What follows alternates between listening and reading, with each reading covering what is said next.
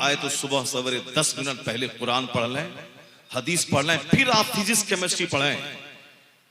एक महीना बगैर कुरान पढ़े हुए आप फिजिक्स केमिस्ट्री पढ़ें, और एक महीना 10 मिनट कुरान और पढ़ने और जिक्र करने के बाद फिजिक्स केमिस्ट्री पढ़ें। दोनों में जमीन आसमान का फर्क हो जाएगा कि कुरान पढ़े बगैर एक चैप्टर का याद करना बहुत मुश्किल होता है, और कुरान पढ़ने के बाद 5 चैप्टर याद करना आसान हो जाता है। मेरे साथ में बहुत सारे बच्चे थे जो इंग्लिश में एमए कर रहे थे CDS कॉलेज में। इंग्लिश में एमए करना किसी मौलवी का काम नहीं है, मगर जो बच्चे बचपन से इंग्लिश मीडियम में पढ़ते थे वो बच्चे सबसे कम नंबर लाते थे। मैं मदरसे में पढ़ने के बावजूद आज वहां से 4 पेज का नोट्स लिख के लाता था, और दूसरे दिन जब मैं जाता था, बीके झा वो ब्राह्मण प्रोफेसर थे अंग्रेजी के, बीके झा अपना अगर कोई पढ़ा लिखा आदमी है तो जानते होंगे, उनसे हम लोग ट्यूशन पढ़ने जाते थे। तो जो बचपन से इंग्लिश मीडियम में पढ़ाता था वो जो नोट्स लिखा दिया उसमें से कुछ भी पूछता था तो कुछ नहीं बता पाता था, मगर अल्हम्दुलिल्लाह चूंकि मैं मदरसे में पढ़ाता था और फजर की नमाज पढ़ने के बाद कुरान पढ़ाता था, उसका फायदा ये होता था कि दूसरे दिन पूरे 5 पेज का नोट्स याद करके बीके झा को सुना देता था। खूबसूरत नातिया शायरी, हुस्न इंतज़ाम, यानी हर एतबार से एक कामयाब जलसा इसको बोला जा सकता है। और हुजूर मुफ्ती आज़म कटिहार की करामत ही इसे कहिए कि आज दिन भर पूर्णिया और उसके मसाफात में बारिश हुई है। हमारे मदरसे में बारिश हुई है, और वहाँ से बारिश में भीगते हुए मैं बाइक से घर आया हूँ। और मदरसे से मदरसे से अपना घर जो पूर्णिया शहर में है 15 किलोमीटर, हाँ 15-12 किलोमीटर, तो उधर बकरीबाद बारिश हुई। मगर अल्हम्दुलिल्लाह हजरत की ये करामत ही कहिए कि पूरा पिंडाल और आसपास का सारा इलाका बारिश से महफूज रहा। मौसम की खुशगवारी और एक कसीर तादाद उश्शक़ मुस्तफ़ा की और हमारे तमाम उलमाए कराम की आमद से इस बरसात के मौसम का सबसे कामयाब तरीन जलसा आज आपका हो गया। बुजुर्गों की बात ही कुछ और होती है, जो अल्लाह का हो जाता है अल्लाह उसका हो जाता है। हुजूर ताजुश शरिया बहुत बड़े बुजुर्ग का नाम है, अपने अहद के कुतुबुल इरशाद का नाम है, नाइबे गौसे आज़म का नाम है। 4 साल की उम्र से वो नमाज पढ़ते रहे, और 75 साल की उम्र तक जो जिंदगी का आखिरी दिन था उनका, उस दिन भी उनकी नमाज कज़ा नहीं हुई। यहाँ तक कि असर की नमाज के बाद मगरिब का इंतज़ार था। उसी हालत में सरकार ताजुश शरिया का इंतकाल हुआ, यानी हालत नमाज में उनका विसाल हुआ। इतने बड़े ज़बरदस्त आलिम, सबसे बड़े नमाजी, औराद व वज़ाइफ के ज़बरदस्त आमिल, एक ज़बरदस्त फ़कीह ने उसे एक वली कामिल बना दिया। दक्कन में एक घर में जिन्नात का बसेड़ा था। सरकार ताजुश शरिया उस इलाके में जलसे में पहुंचे, सिर्फ वहाँ इशा की या मगरिब की नमाज आपने अदा की थी और वहाँ से चल दिए। जिस मकान में करोड़ों रुपए लगे थे मगर घर वाले रह नहीं रहे थे, चूंकि वहाँ रात भर तूफान और आंधी की आवाज़ आती थी। मगर ताजुश शरिया के कदम क्या पड़े कि उसकी बरकत से सारी बलाएं दूर हो गई और वह घर रहने के काबिल हो गया। नमाज पढ़ने की बेपनाह बरकतें होती हैं। नमाज जो आदमी 50, 60, 70 साल से पढ़ता रहे, वो दुआ नहीं भी करे तो सिर्फ वो वहाँ सजदा कर दे, उसकी बरकत से बलाएं दूर हो जाती हैं। मुफ्ती साहब क़िबला जहाँ एक बहुत बड़े आलिम थे, वहीं एक बहुत बड़े नमाजी भी थे। मुफ्ती गुलाम रसूल साहब क़िबला रहमतुल्लाह अलैह बहुत बड़े नमाजी। मैं यहाँ 6 साल तक पढ़ा हूँ, 6 साल तक। 6 साल छोटा मोटा पीरियड नहीं होता है, बहुत लंबा पीरियड होता है। साहिब सज्जादा मौलाना एहसन रजा साहब ये हमारे साथी हैं, हम लोग साथ में फारिग हुए हैं, उम्र में भी हम लोग लगभग बराबर ही हैं। और हिदायतुन नहव से लेके बुखारी शरीफ तक सारी किताबें हजरत से मैंने पढ़ी हैं, जहाँ एक ज़बरदस्त मुदर्रिस जो भी पढ़े सब लाजवाब। हमने शरह तहज़ीब पढ़ी हजरत से, मुल्ला हसन पढ़ी, ऐसा लगा किसी फन के इमाम हैं। हिदायतुन नहव, जो नहव की किताब है इब्तदाई, उसके बाद फिर काफिया, फिर शरह जामी। जब नहव पढ़ते थे तो ऐसा लगता था कि एक समंदर है जिससे मैं प्यास बुझा रहा हूँ। और फ़िक़्ह की किताब जब शरह विकाया हिदाया ये पढ़ते थे, ऐसा लगता था कि फ़िक़्ह की दुनिया के एक नामवर फ़क़ीह नफ्स हैं आप। और जब बुखारी शरीफ पढ़ाते थे, अल्लाह समद, आंखों से जब आंसू के कतरे उनके निकलते थे, तो ये तो आशिक़ रसूल कहना तो एक आम बात है, लेकिन हम लोगों ने प्रैक्टिकल में देखा मुफ्ती साहब क़िबला को। बुखारी शरीफ की इफ्तिताही तकरीब थी और पहली हदीस वो मुफ्ती साहब पढ़ा रहे थे, उसमें जो वही की आमद का जो चर्चा है कि जर्स की आवाज़, घंटी की आवाज़ होती थी और भी जो कैफियतें, सरकार की पेशानी पे पसीना आ जाता था, उसको बयान करते हुए मुफ्ती साहब क़िबला की आंखें डबडबा गई। जो 50 साल से बुखारी शरीफ पढ़ा है, उसके बावजूद ये आलम था कि हुजूर की हदीस जब पढ़ाते थे तो रोने लगते थे। ये बहुत आला दर्जे की क्वालिटी है। आंसू आजकल आता नहीं है, क्योंकि आजकल आंसू सूख चुका है। डॉक्टर कहते हैं कि रोइए, आंसू बहाइए, उससे आंख की बीमारी भी खत्म होगी। आजकल आंख की बीमारी बहुत बढ़ रही है दुनिया में, सारे लोग ऑपरेशन करवा रहे हैं। उसका एक सबसे बड़ा कारण है कि आंसू नहीं निकलता है और डॉक्टर कहते हैं कि आप आंसू बहाइए। तो आंसू निकलेगा कैसे? लोग मक्का शरीफ पहुंचते हैं, काबा को देखते हैं, वहां सेल्फी लेते हैं और कहते हैं कि साहब वो आंसू नहीं निकल रहा। आंसू कैसे निकलेगा? तो खाने काबा का सारा सफर नमदीदा होता है, आंखें आदमी की भीगी रहती हैं। अल्लाह के खौफ से बंदा लरसता है कि एक भागा हुआ गुलाम अपने मालिक की बारगाह में सुलह के लिए जा रहा है, तो वो माला नहीं पहनता है, वो 50 कार आगे पीछे का जुलूस लेके एयरपोर्ट नहीं जाता है, चूंकि एक गुनहगार अपने रब की बारगाह में सुलह करने जा रहा है, ये गुनाह का एतराफ़ करने जा रहा है कि मैं मुजरिम हूँ, अब मुझे माफ़ कर दिया जाए। तो वहाँ तो आंसुओं के साए में सफ़र होता है, लेकिन अच्छा खाना, अच्छा कपड़ा, अच्छा मकान, अच्छी गाड़ी के शौक ने सबके दिल को सख्त कर दिया। लोगों की एक ही तमन्ना है कि मैं अच्छा खाऊं, अच्छा पहनूं, अच्छी गाड़ी, मेरा बाल बच्चा अच्छा खाए, मेरा दामाद अच्छा मालदार मिल जाए, चाहे उसकी बेटी खा खा के मर जाए, वहाँ 100 केजी वजन उसका हो जाए, कोलेस्ट्रॉल बढ़ जाए, चर्बी उसकी बढ़ जाए। वो जो जाहिर सी बात है, जो औरत झाड़ू नहीं लगाएगी, जो औरत किचन में खाना नहीं बनाएगी, जो औरत शौहर का पाँव नहीं दबाएगी, सर में तेल नहीं लगाएगी, उनके कपड़े नहीं धोएगी, प्रेस नहीं करेगी, अपने हाथ से मसाला नहीं पीसेगी, तो उसको तो कोलेस्ट्रॉल की बीमारी होगी, उसका तो फैटी उसका लीवर हो जाएगा। तो इसलिए जो अपने मालदार दामाद की तलाश में बेटी को देता है, वो अपनी बेटी की 1 दर्जन बीमारी के लिए तैयार है। और जो अपनी बेटी को एक दीनदार शख्स की निकाह में देता है और उसके घर रहे फूसका, उस घर में रहे गुर्बत, तो वो अपनी बेटी का मोहसिन है, जो अपनी बेटी की सेहत और तंदुरुस्ती का ख्याल रखता है। देखने में गरीबी लगती है, लेकिन गरीबी में जब एक औरत झाड़ू लगाती है तो उसका सीना बोल्ड होता है, हार्ट की बीमारी उसको नहीं होगी।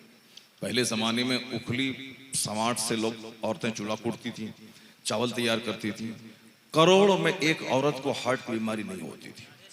और आजकल 100 में 70 औरतें इस मर्ज से पीड़ित हैं। 100 में 70 औरतें, सारी औरतें गैस्ट्रिक की मरीज हैं, चाहे वो मेरी बीवी रहे, चाहे आपकी बीवी रहे। हम तो 53 साल उम्र हो रही है, गैस की दवाई नहीं खाते हैं, और हमारी बीवी हमसे 10 साल की छोटी है, मगर वो दवाई खा रही है गैस। उसको बार बार मैं कहता हूँ कि सुबह सवेरे उठो, नमाज पंजगाना पढ़ो, नफल नमाज अलग से पढ़ो।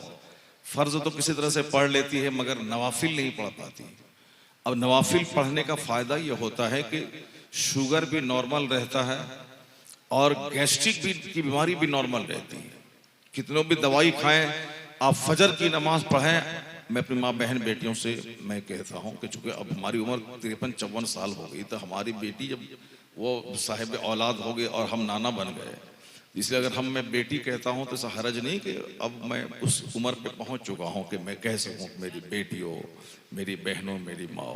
मैं सारी औरतों से कहता हूँ खुशहाली की तमन्ना सेहत की दुश्मनी है, सेहत से दुश्मनी करनी है। बिल्कुल हल्का फुल्का रहें और हलाल रोजी खाएं और खुद हाथ से मेहनत करें। अगरचे अल्लाह ने बहुत दिया है, घर में नौकरानी है, फिर भी अपने शौहर का सारा काम अपने हाथ से खुद से करें।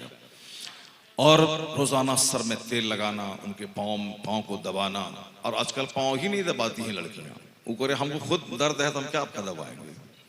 परेशान है, सारे लोग परेशान हैं। हमको हमारे पेट में दर्द है, पैर में दर्द है, सर में दर्द है, क्या आपका दबाएं। पहले हम लोगों की माएँ एक एक घंटे तक वाली साहब का पाँव दबाती थी और कंटिन्यू दबाती थी। और कुछ औरतें अपनी सास का पाँव भी कंटिन्यू दबाती थी।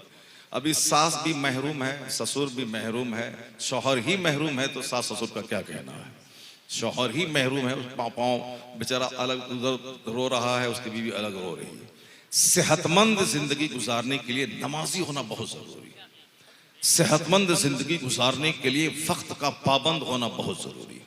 मुफ्ती साहब किबला में मैंने ये क्वालिटी देखी।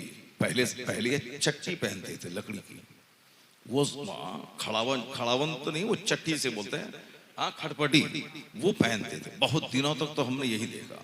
वो तो आखिर में जब खटपटी मिलने लगी तो हवाई चप्पल पहनने लगे, मगर शुरू में 40-50 साल तक वो, इसलिए आखिर वक्त तक आपकी बीनाई भी लाजवाब थी, आपकी आवाज भी लाजवाब थी। 70-75 साल की उम्र में आपका विसाल हुआ, उस वक्त भी अगरचे वो फालेज ज़्यादा हो गए आखिर में। और यही दुआ करते थे, जिस फालेज की बीमारी बड़े बड़े बुजुर्गों को हुई है, सहाबे कराम को भी हुई है। और बीमारी एक नेमत है जिसकी वजह से गुनाह माफ होते हैं, दर्जात बुलंद होते हैं। इसलिए ये नहीं कहना कि साहब वो बीमार है तो जिंदगी में जो कुछ किया है वो सब निकल रहा है, नहीं, बल्कि बीमारी दर्जात को बढ़ाने का सबसे बड़ा जरिया होता है। अल्लाह के नज़दीक कुछ मकाम होता है आदमी का जो नमाज रोजे से नहीं पहुंच पाता है। बहुत सारे लोग 1,000 रकअत नमाज नफल पढ़ते थे और आजकल तो मुश्किल है। अब मगर उसका मकाम है कि उसको उस 1000 रकअत नमाज नफल पढ़ने वाले के दर्जे तक ये पहुंचेगा। तो अब नमाज पढ़ने के लिए वक्त नहीं मिलता, सेहत नहीं साथ दे रही है, तो अब अल्लाह को पहुंचाना है वहां, तो कैसे क्या होगा, अल्लाह ताला बीमारी दे देता है। अब उस बीमारी पे उनको सब्र की तौफीक दे देता है और उस सब्र की वजह से 1000 रकअत नमाज नफल पढ़ने वाला जिस बुलंदी को पहुंचता है, उस बुलंदी पे इस साबिर को अल्लाह पहुंचा देता है। इसलिए समाज में किसी को हिकारत की निगाह से मत देखें कि साहब ये गरीब है, ये बीमार है। न गुर्बत का मजाक उड़ाए, न बीमारी का मजाक उड़ाए। मैंने मुफ्ती साहब को देखा, इंतहाई दर्जे के साबिर थे। घर यहाँ से 15 किलोमीटर दूर है और आज 15 किलोमीटर दूर किसी की मुलाजमत रहती है तो डेली वो घर दौड़ के आता है। मगर मुफ्ती साहब 50 साल की तदरीसी जिंदगी में, आपकी उम्र 70 साल थी और आप बरेली शरीफ से फारिग होकर आए तो 20-22 साल आपकी उम्र रही थी। उसके बाद से आप कहीं नहीं गए, कटिहार ही में वहाँ हुजूर मलिकुल उलमा की गद्दी पे आपने पढ़ाया बहरुल उलूम में। हुजूर मलिकुल उलमा जो नाइब आला हजरत कहलाते हैं, वो इसी कटिहार में आप पढ़ाते थे, सदर प्रिंसिपल थे आप। शमसुल हुदा से रिटायर्ड करने के बाद बहरुल उलूम में आ गए थे, तो उनकी जगह पे शेखुल हदीस बन के पढ़ाना ये 1 लाख आलिमों में किसी किसी का काम होता है। सुभान अल्लाह, सुभान अल्लाह। चूंकि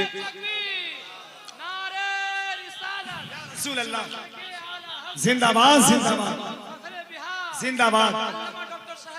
अब है कि हम लोग क्या जाने के हीरे की पहचान ही नहीं है। हीरे की पहचान तो जौहरी को होती है ना, हीरा किसे कहते हैं। यहाँ तो हम लोग सोना को भी नहीं पहचान पाते। मुफ्ती साहब किबला को आम लोग नहीं पहचान पाते, क्योंकि आम लोग उसी को बड़ा मौलाना समझते हैं जो बहुत अच्छा जुब्बा पहने, बहुत बड़ा साफा पहने और जलसा जुलूस में खूब जाए, कार खरीदे, बाइक पे चले और खूब धमाकेदार तकरीर कर दे, बहुत बड़ा मौलाना है। हालांकि ऐसा नहीं है। बड़ा मौलाना वो होता है जो दरसगाह में बैठकर बुखारी पढ़ा है, उससे बड़ा कोई मौलाना नहीं होता। तकरीर करना भी बहुत मुश्किल काम है, मगर उससे बड़ा मुश्किल काम है बच्चों को सबक पढ़ाना। दरसगाह में बहुत टफ और बहुत मुश्किल काम है। मुफ्ती साहब किबला आप जान ले एक जबरदस्त खतीब थे और मुझको तकरीर करने का जो शौक पैदा हुआ आज से 35 साल पहले, मुफ्ती साहब की तकरीर मैंने सुनी थी कई जगहों पे, तो उनके जुमले और उनके अल्फाज की मैं नकल बच्चों की महफिल में करता था, मुफ्ती साहब की नकल करता था। वो सबूतर में एक बार जलसा हुआ था तो दिन में तकरीर हुई थी, वहां चला गया। एक बार और जलसा बनभाग में हुआ, उस वक्त मुफ्ती साहब की तकरीर मुझको बहुत अच्छी लगती थी, चूंकि तेवर भी बड़ा गजबनाक था मुफ्ती साहब का। सूफी साहब तो थे, नमाजी थे, मुदर्रिस थे, उसके बावजूद एक खतीबाना तेवर था। जो तेवर एक मुश्ताक अहमद निज़ामी साहब का था, वो तेवर मुफ्ती साहब को लगा। पुराने ज़माने में तो रिकॉर्ड का मसला ही नहीं था, वरना जिनके पास अगर टैप रिकॉर्डर है वो तकरीर सुन लें तो फिर दूसरे को भूल जाएंगे। वो ज़बरदस्त खिताबत करते थे, मुश्ताक अहमद निज़ामी की याद ताज़ा हो जाती थी। तो मैंने 2-4 तकरीरें पढ़ने के ज़माने में हजरत की सुनी, तो उसको बच्चों के साथ बैठा करके अपने घर में, मदरसे में उनकी तकरीर को रिपीट करते थे। आज तक मुझको याद है कि सबूतर में आज से 40 साल पहले उन्होंने क्या कहा था। तो उनकी तकरीरें सुन सुन के बहुत सारे लोग खतीब हो गए, और खिताबत भी लाजवाब, दरसो तदरीस भी लाजवाब, और तकवा भी लाजवाब। सुभान अल्लाह। बहुत सारे लोग तकरीर करते हैं तो नमाज ही नहीं पढ़ते, बहुत सारे शायर लोग नात पढ़ते हैं तो नमाज ही नहीं पढ़ते। नादिर जमाली नमाज पढ़ते हैं, ये इनके बारे में नहीं कह सकता हूँ, ये नात पढ़ते हैं, मगर बहुत सारे लोग हैं जो नमाज ही नहीं पढ़ते। इसलिए उस नात खाने की बरकत नहीं होती है। नात सुने तो आदमी रोने नहीं लगे, दिल मदीना की हाजिरी के लिए बेचैन न हो जाए तो बेकार है। वो नात खानी होती है। तो वो करेगा कौन? जो ईशा की नमाज पढ़ने के बाद स्टेज पे आकर के नबी की नात पढ़ेगा। तो वो नात पढ़ेगा तो वो खुद मदीने का मरीज हो जाएगा और सबको बीमार कर डालेगा। वो सारे लोग धान बेच बेच के मदीना पाक जाने लगेंगे। वो चूंकि अब वो खुद नमाज नहीं पढ़ता है बेचारा, क्या करेगा। इसलिए जलसा कामयाब बनाने के लिए जलसा कराने वाले को चाहिए कि वो नकीब जो हो वो नमाजी नकीब हो। अब अली रज़ा रहबर भी नमाज पढ़ रहे हैं माशाअल्लाह, ये भी नमाज पढ़ रहे हैं पाबंदी से। तो नमाजी नकीब हो और नमाजी शायर हो और नमाजी खतीब हो जो नमाज पढ़ने के बाद आके तकरीर करे। तो आप याद रखिए, आज से 100 साल पहले तकरीर होती थी एक दिन, और 100 साल तक लोगों को वो गुफ्तगू याद रहती थी। तो आज अभी सुना 1 घंटे के बाद खत्म, क्या क्या हुआ लोगों को पता नहीं चलता, क्योंकि अमल का जज्बा कम हो गया। मुफ्ती साहब एक जबरदस्त बाअमल खतीब का नाम है। मैंने देखा उनको 6 साल के पीरियड में कि जलसे से लौट के वापस आते थे। अभी कितना खतरनाक वक्त है, अगर इस वक्त में अगर अभी यहाँ सो जाऊं तो अजान भी होगी तो भी सुनाई नहीं पड़ेगा, अजान के बाद सुनाई नहीं पड़ेगी और नमाज भी छूट जाएगी। कई बार ऐसा हुआ, इस वक्त अगर आके कुर्सी पर लेट गए, सोए नहीं कि नमाज पढ़ने के बाद सोएंगे, तो इतनी खतरनाक नींद कभी कभी आई कि ना अजान की आवाज़ सुनाई दी, जमात हो गई, सलाम जब पढ़ने लगे तब अचानक आँख खुली, अरे सलाम हो रहा है, 10 मिनट का टाइम बच रहा है, जल्दी जल्दी वजू किया और नमाज अदा की। तो बहुत खतरनाक वक्त होता है अभी का जो है, आदमी लेटा। मगर मुफ्ती साहब क़िबला इस वक्त भी जलसे से लौट के आते थे, आधा घंटा पौने घंटा आराम कर लेते थे, और सारे बच्चे मुदर्रिस सब सोए होते तो हजरत खुद से अजान देते थे, और खुद से अगर मुदर्रिस बच्चे अगर नहीं आए, लेट आने में वक्त बहुत कम बच रहा है, तो हजरत खुद से तकबीर कह के 2-4 बच्चे आए, नमाज पढ़ करके, और रोज़ाना का जो आपका मामूल था 1 घंटा वजीफ़ा करना, ये तो 5 वक्त की नमाज तो फ़र्ज है, इसके अलावा 1 घंटा रोज़ाना फजर की नमाज के बाद वो वजीफ़ा पढ़ते थे।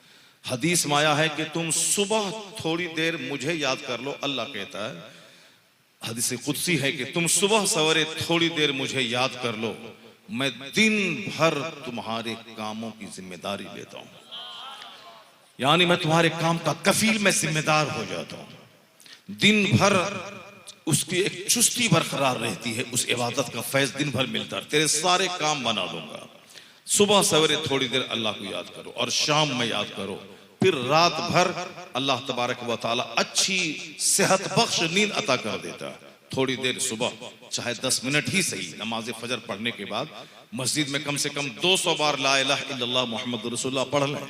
कि हदीस किताब में आया है कि जो सुबह और शाम कलमा पढ़ लेता है तो अल्लाह फरिश्ते से कहता है कि दोनों कलमा को मिला दो, बीच में जो हुआ मिटा दो।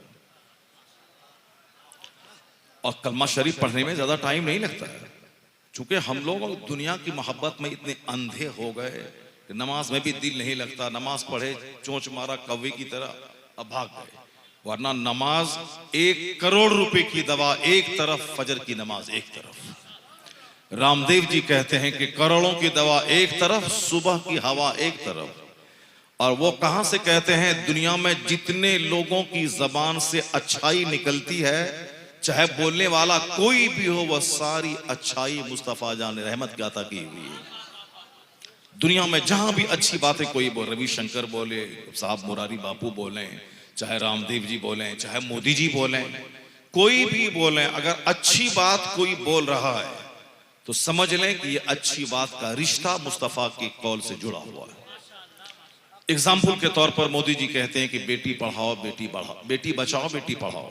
ये मोदी जी का अपना कथन है क्या? वो तो आज बोलते हैं, मगर 1400 साल पहले जब बाप बेटी को ज़बह करता था और जिंदा दफन कर रहा था, उस वक्त बेटी बचाओ और हर मर्द औरत पढ़ें, बेटी को पढ़ाओ, ये नारा किसी ने नहीं दिया था, सबसे पहले मुस्तफा जान रहमत ने दिया था। चूंकि हम लोग ढोल बाजा बजाने से फुर्सत ही नहीं थी, क्या हुजूर की हदीस पढ़ेंगे हम लोग? हमारे बच्चों को गुटखा खाने से फुर्सत ही नहीं, तो क्या वो हुजूर का हदीस पढ़ेगा? Physics, chemistry, biology, math, social studies, history, civics, geography पढ़ने से फुर्सत ही नहीं, वो क्या हदीस पढ़ेगा? पहले हदीस पढ़ें। अगर यकीन नहीं आए तो सुबह सवेरे 10 मिनट पहले कुरान पढ़ लें, हदीस पढ़ लें, फिर आप फिजिक्स केमिस्ट्री पढ़ें। एक महीना बगैर कुरान पढ़े हुए आप फिजिक्स केमिस्ट्री पढ़ें, और एक महीना 10 मिनट कुरान पढ़ने और जिक्र करने के बाद फिजिक्स केमिस्ट्री पढ़ें, दोनों में जमीन आसमान का फर्क हो जाएगा। कि कुरान पढ़े बगैर एक चैप्टर का याद करना बहुत मुश्किल होता है, और कुरान पढ़ने के बाद 5 चैप्टर याद करना आसान हो जाता है। मेरे साथ में बहुत सारे बच्चे थे जो इंग्लिश में एमए कर रहे थे CDS कॉलेज में। इंग्लिश में एमए करना किसी मौलवी का काम नहीं है, मगर जो बच्चे बचपन से इंग्लिश मीडियम में पढ़ते थे, वो बच्चे सबसे कम नंबर लाते थे। मैं मदरसे में पढ़ने के बावजूद आज वहां से 4 पेज का नोट्स लिख के लाता था, और दूसरे दिन जब मैं जाता था, बीके झा, वो ब्राह्मण प्रोफेसर थे अंग्रेजी के, बीके झा अपना, अगर कोई पढ़ा लिखा आदमी है तो जानते होंगे, उनसे हम लोग ट्यूशन पढ़ने जाते थे। तो जो बचपन से इंग्लिश मीडियम में पढ़ाता था, वो जो नोट्स लिखा दिया उसमें से कुछ भी पूछता था तो कुछ नहीं बता पाता था, मगर अल्हम्दुलिल्लाह चूंकि मैं मदरसे में पढ़ाता था और फजर की नमाज पढ़ने के बाद कुरान पढ़ाता था, उसका फायदा यह होता था कि दूसरे दिन पूरे 5 पेज का नोट्स याद करके बीके झा को सुना देता था। वो कहता था कि इंसान है कि जिन्नात है। जिंदगी का ये पहला साबिका है कि मैं आज नोट लिखाऊं। बच्चे तो नोट लिख लेते हैं, एग्जाम की तैयारी करते हैं, एग्जाम के टाइम में याद करके लिखते हैं, मगर आज मैंने लिखाया और कल पूरा नोट्स ही सुना देता है। ये कैसा आदमी? अभी पिछले साल 10 हाफिज बच्चों ने नीट निकाला, यानी उन्होंने 10 बच्चों ने नीट निकाला। वो 720 नंबर का जो मेडिकल कॉलेज में एडमिशन कराने के लिए जो टेस्ट होता है, नीट निकाल, आप जानते हैं, तो वो 720 नंबर में मदरसे के बच्चे ने जो हिफ्ज करने के बाद कोई 650 नंबर लाया, कोई 685 नंबर लाया, कोई 690 नंबर लाया। एम्स से दिल्ली में उसका एडमिशन हुआ। अल्लाह। जो बच्चे बचपन से स्कूल में पढ़ते थे वो तो 300 से ज्यादा नंबर नहीं ला पाए, अगर लाए भी तो 500 नंबर लाए, कोई 600, मगर 685 नंबर लाना 720 में, और हिंदुस्तान का सबसे बड़ा मेडिकल कॉलेज एम्स दिल्ली, उसमें एडमिशन होना, ये सिर्फ कुरान करीम की तिलावत की बरकत है। तो आप लोग भी यहां से जब जाएं, मुफ्ती साहब की जिंदगी को मैंने देखा है, 6 साल में एक वक्त की नमाज भी आपकी कज़ा नहीं हुई। अल्लाह समद। फजर के टाइम में आते थे, आधा घंटा लेट कर पहले नमाज पढ़ते थे और वजीफा पाबंदी से पढ़ते थे। एक बार नमाज फजर पढ़ा के कमरे में गए और वहां से खबर भेज दिया कि सारे लोग फजर की नमाज दोहरा लें, और हजरत वहां से आए वापस 12 के पास, और आपने गुस्ल किया, गुस्ल करने के बाद नमाज अदा की। ये काम कोई नहीं करेगा।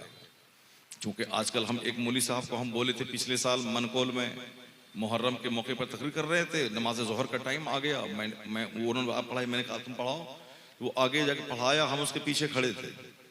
उनका पैर की उंगली जमीन से लगी हुई नहीं थी, एक उंगली का पेट जमीन से लगना फर्ज है, दोनों पांव का हालत सजदा, और 3-3 उंगली का लगना वाजिब है, और 5 उंगली का पेट जमीन से लगना सुन्नत है। यानी दोनों पांव की 10 उंगली का ये पेट वाला हिस्सा जो है जमीन से लगा रहना चाहिए। बहुत सारे लोग नहीं ध्यान देते हैं, या तो उसकी उंगली टेढ़ी रहती है, या फिर तवज्जो नहीं रहती, नमाज नहीं होगी अगर एक उंगली भी नहीं लगी रही जमीन से। उसका पेट कोना नहीं बल्कि पेट का हिस्सा अगर नहीं जमीन से लगा रहा तो नमाज ही नहीं होगी। उस मौलवी साहब का नहीं था, तो हम उसके पीछे नमाज पढ़ रहे थे, तो नजर तो पड़ेगी पाँव कैसा है। हमने उस बेइज्जत नहीं किया उसको मैंने कि भाई अरे मौलवी साहब आपका पाँव सही नहीं है, नमाज दोहराई, नमाज नहीं, बल्कि मैंने कान में उनसे कहा कि पाँव की उंगली सही नहीं थी, नमाज नहीं हुई, इस नमाज को आप दोहरा दीजिए। वो नमाज दोहरा लिया, मगर बाद में इतना बड़ा हंगामा खड़ा कर दिया, वो सबसे मेरी शिकायत करता था, हजरत ने मुझको जलील कर दिया, हजरत ने मुझको जलील कर दिया, हजरत ने मुझको जलील कर दिया। जबकि बड़े बड़े बुजुर्गान दीन भी नमाज पढ़ते थे, अगर कोई कमी रह गई तो उसको दोहराने के लिए कह देते थे कि नमाज दोहरा लो। मगर ये जाहिल मौलवी कम पढ़ा लिखा आदमी गांव देहात में नौकरी कर रहा है, तो वो मैंने उनको कहा तो वो नहीं, अब तो प्रेस्टीज का इशू बना लिया कि साहब, और क्या बोलता है कि हमको कमरा में कह दिए होते, हमको कमरा में बोलते, सबके सामने बोल दिया। बेवकूफ कहीं का, नमाज सबकी बर्बाद तुमने यहाँ किया है और हम कमरा में तुमको कह देते उसको। बताइए, यही तो इस्लाम का तुर्र इम्तियाज है कि जहां भी फॉल्ट नजर आए कोई भी मुसलमान कह दे उसको। इमाम साहब क़िरात कर रहे हैं, गलती हुई, एक काना आदमी भी पीछे अगर खड़ा है उसको मालूम है गलती कर रहे हैं, वो भी वहां से टोक सकता है। यही है इस्लाम का साफ सुथरा निजाम कि हाँ, जो भी अच्छा हो उसको सराहना और किसी से भी गलती उसको टोक देना। मैंने उसको गलती को टोका, मगर वो प्रेस्टीज का इशू बना लिया, मेरी गीबत और शिकायत करना शुरू किया। मुफ्ती साहब कोयला में क्या हुआ, उस नमाज नहीं हुई, किसी को मालूम नहीं था, लेकिन उन्होंने महसूस किया कि नमाज को दोहराना चाहिए। उन्होंने खबर किया कि सारे लोग नमाज दोहरा लें, और खुद आपने गुस्ल की और नमाज अदा की। ये कुतुब अब्दाल बुजुर्गों का ये कारनामा होता है। मुफ्ती आजम कटियार एक जबरदस्त, जो उनके करीब रहे, उनको बहुत गौर से देखा और जाना कि इनकी शख्सियत लाजवाब। और जो दूर से रहा, भाई भतीजा, गांव समाज का समधी, ये वो करना शुरू किया, तो उसके नजदीक तो एक मामूली सा मौलवी नजर आता था। लेकिन जो उनसे पढ़े, जो उनके करीब रहे, वो जानते थे कि इस इलाके के अगर कुतुब में कह दो मुफ्ती साहब को तो कम है। अब इंतकाल कर गए, आपने उनकी जिंदगी को नहीं पाया, जिंदगी में महसूस नहीं किया, तो अब एक रास्ता है कि उनके मज़ार पाक पे हाजिरी दीजिए, वहाँ के फातिहा पढ़िए, उनके लिए दुआ कीजिए, उनके वसीले से अपने लिए दुआ कीजिए। साहिब कब्र से जाके मांगना नहीं, मुफ्ती साहब को बेटा दे दीजिए, मुफ्ती साहब को बेटी दे दीजिए, ये बिल्कुल नहीं बोलना है। पंडवा शरीफ में भी नहीं बोलना है, अच्छी बाजार में भी नहीं बोलना है। और जहाँ फॉल्स मज़ार है वहाँ तो जाना ही नाजायज़ और गुनाह है, जो फर्जी मज़ार लोग बना लेते हैं। जो असल मज़ार है वहाँ भी जाके ये नहीं बोलना है कि मुफ्ती साहब को बेटा दे दीजिए, खबरदार, कभी नहीं बोलना है।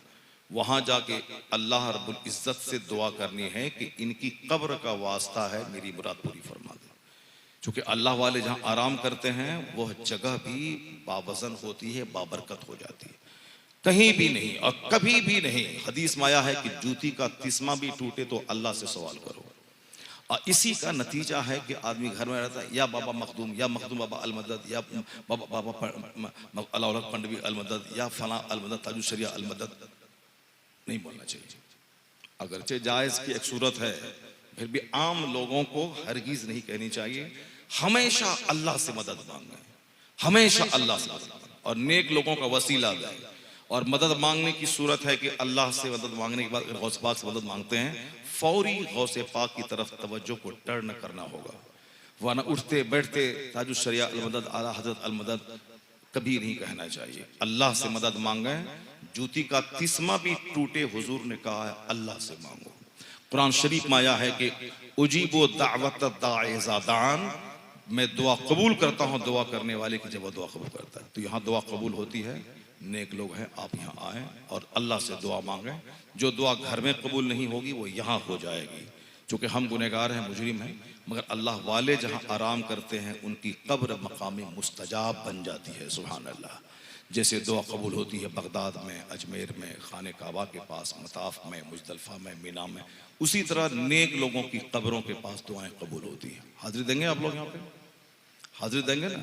सिर्फ उर्स में नहीं, गैर उर्स में भी, जब भी आपको कोई मुसीबत परेशानी आए, मज़ार पे हाजिरी दीजिए, दुआ कीजिए, अल्लाह कबूल फरमाएगा। या नबी सलाम अलैका, या रसूल